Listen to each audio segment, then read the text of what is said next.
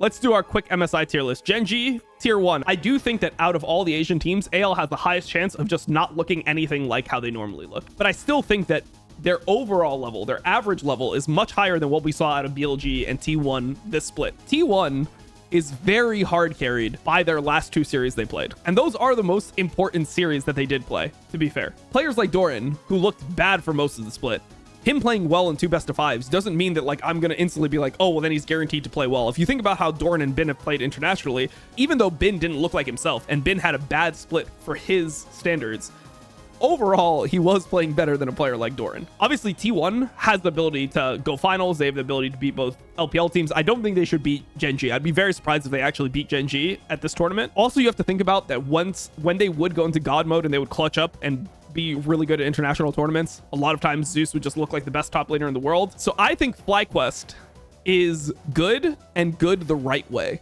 They'll be able to beat out most of the teams that are not the Asian teams because they're super consistent and they play the map better than any of the other teams. Also, Koi should be able to close out those games. So I'm going to put them in the same tier as Koi. I do think that G2 is generally being overrated coming into this tournament. I don't think G2 is that good. Don't really take my CFO ranking seriously. I don't have the knowledge on them that I have on the other teams. Like Furia as well. You can, and Gam. You don't need to, like, we can honestly just not even rate those teams, and we can just rate the teams we've actually watched.